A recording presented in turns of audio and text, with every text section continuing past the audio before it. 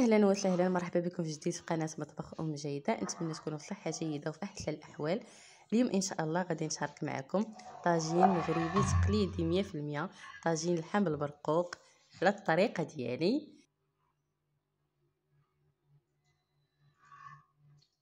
انا كنت مرقداهم ليله قبل لحقاش غادي نطيب هاد الطواجن مع الصباح بكري. كنتو غادي طيبوها هكا حتى العشاء، رقدوهم مع الصباح. من الاحسن كل ما طوال المده هو مرقد كل ما الاحسن كيجي ديك اللحم مشرب ديك القامه وكيجي فتي، وتا الطاجين ديالكم كيجي بنين.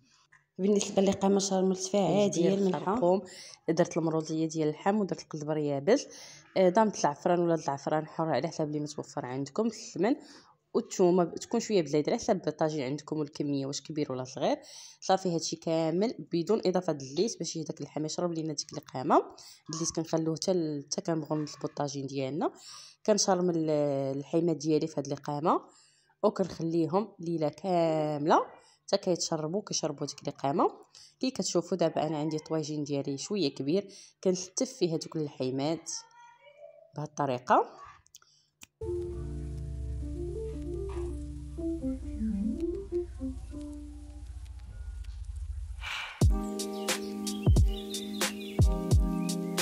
حطيت الطواجين ديالي فوق النار وغادي نزيد ليه كاس صغير ديال زيت الروميه، غير صغير لحقاش انا هاد الحيمات عندي شويه سمان، يعني ما غاديش نكثر الزيت باش ما يجينيش الطواجين ديالي ميدم. غادي نضيف ليه دابا الربيع، كنبقى مره هكا كنقلب الحيمات ديالي باش يتشربوا ليا القامه. الطريقه العاديه ديال الطاجين كي كتعرفوا ضروري تحرقوا الحيمات ديالكم. بالنسبه للمرق انا هذيك القامه اللي كنت مرقده فيها حتى شويه ديال الماء هي اللي غادي نمرق بها الطاجين كي كتشوفوا.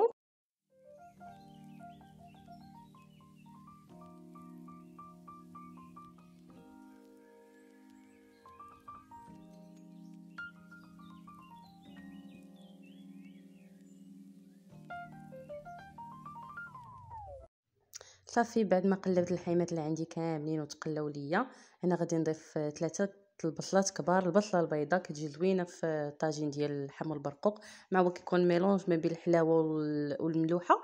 وكي كتعرفوا هاد البصله البيضاء كتكون حلوه كتجي زوينه فيه مقارنه مع البصله العاديه.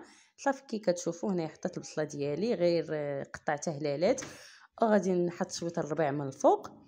وبالنسبه للمرق اللي قلت لكم بللت به هو داك المرق اللي كانت مرقده فيه القامه، زدت شويه ديال الماء وبللت به الطواجين ديالي.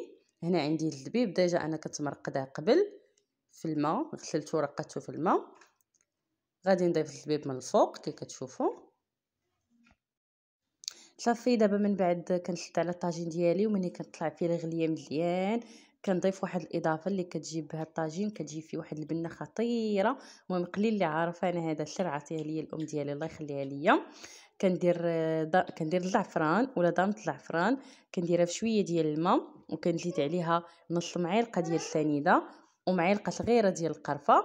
كنحركهم وكنضيفهم هكا على الطاجين من الفوق. راه كيتبان لكم ديك الفوريه ديال الزعفران كنضيفها هكا على الطاجين من الفوق. صافي وكنخليه يكمل طيابو وما كنبقاش نحل عليه، كيبقى يطيب على عافيه مهيله. بالنسبه هنا عندي البرقوق غادي نضيف ليه الماء وغادي نضيف ليه القرفه وغادي نضيف ليه السنيده، راكم عارفين التعشى العادي ديال البرقوق.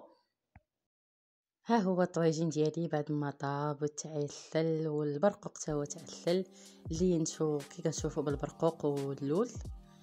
ايوا نتمنى لكم فرجه ممتعه، نتمنى الفيديو ديال اليوم يكون نال الاستحسان ديالكم والفيديو يكون عجبكم. وهاد الطاجين راه جا رائع في المذاق.